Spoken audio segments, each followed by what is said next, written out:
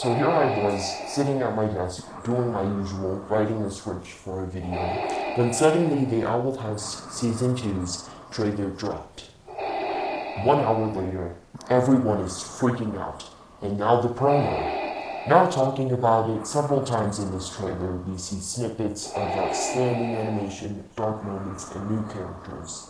Let's look at it all, break it down, and figure out what it could mean for the Owl House's second season. Spoiler warning in case anything I say comes true. With that said, let's start the show. We open up this trailer with Luz recording another video to send to her mother, Camila, about the situation in the Boiling Isles. She started sending these videos at the end of Season 1, Episode 19. Luz adjusts the camera as she says hello to her mom. She reveals it has been a week and a half since where we last left off. This confirms that Luz has been in the demon realm for 1 month and a week and a half. Luz mentions that she destroyed the portal door. She then immediately explains her actions. She realizes that her mom won't understand any of this. She continues anyway. Luz pulls out the portal door key to show her mom one of the many interesting things about this world. Luz promises she will find a way to her mother. We also see Lilith staring at the Boiling Isles horizon. Of course, until Hooty interrupts, that is. She immediately slams the window in his face. Putting it in the assumed order of each episode, starting off with episode 1, we get a shot of Luz on what I assume to be a boat, as she is dressed like a pirate. This would make sense because, as we know, in this episode Luz will try to catch some monster that has a bounty on them, which leads me to the next shot. In this shot, we see Luz looking at a monster's shadow. From a Season 2 clip, it's revealed this is just some tiny creature. Luz is in her normal clothing, holding Owlbert. I think that maybe she had to ditch her other clothes she was wearing. For example, it could be that she has to fake her death to escape from the spy, who we see in an area with rocks that look much like the ones in the cave. In this scene, he waves his hand before tiny specks of red magic float up as he disappears. When you see this at normal speed, it looks like he teleported. But if you pause at the right time, you'll see many red frames of him. Also, he shoots up. His attention to detail is telling us that this film allows you to have super speed for a moment, which a lot of witches could use for traveling purposes. Though maybe it's just an exclusive thing for the Emperor's Coven, as we've never seen Eda use it before. A couple more shots show Luz using her ice glyphs, before we get this scene of Luz firing ice chunks at a shark demon. Moving on to stuff that could have to do with Episode 2 Escaping Expulsion, we get a shot of the Blight Industries' latest invention. This robo-abomination is seen later attacking Luz. It turns its hand into a weapon. Now, I may be mistaken, but I think this is the first time we've seen an abomination shapeshift. In this shot, we see a Dahlia Blight Industries logo. We finally get a reveal of Dahlia Blight's face.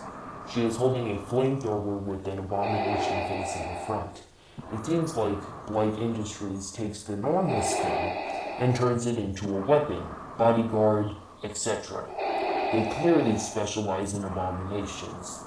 We get some shots and scenes from Episode 3. The first one is with King, Luz, Lilith, and Hooty riding on their power stones.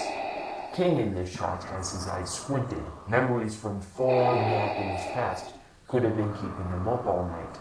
Lilith is carrying Hooty, who is attached to what I think is a birdhouse, because he is bird-like. When we see he is in the birdhouse, we also get to see what the Owl House's door is like without him in it. There are lungs and other organs on there that were probably attached to him. To be honest, I have no idea how they could explain how they removed him from the house other than magic. Speaking of lungs, organs, and weird flesh, we see Luz and King in front of a bone monster.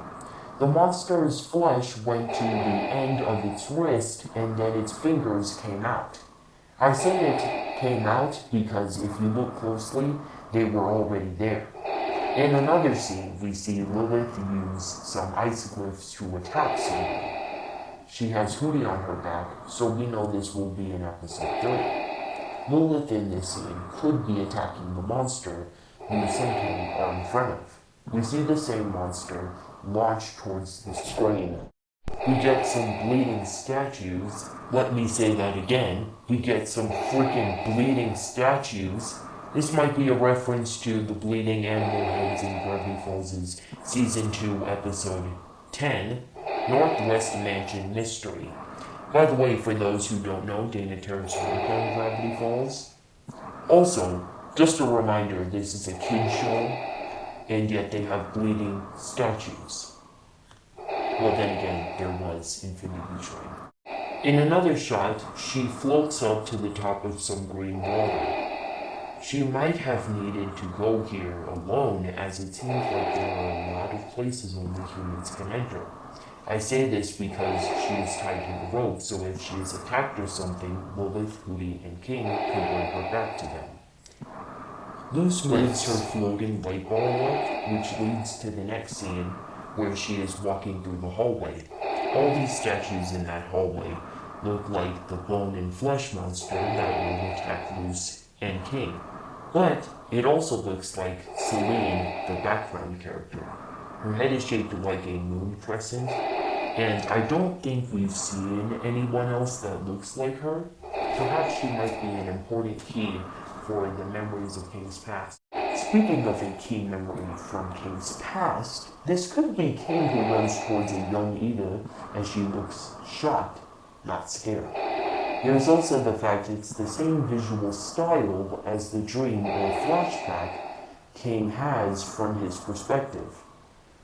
In episode 4, there seems there are going to be a lot of flashbacks. We see Eda in new clothes that cover her shoulders with a shocked expression. It fades to a flashback. I think the person Eda could be looking at is Lilith. Let's break down the shot Eda's mom is in.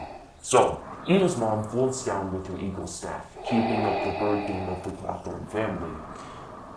She has a symbol we have never seen before, which could be the Clawthorne family symbol, if they have one. The symbol on her arm is the Beastkeeping Coven symbol.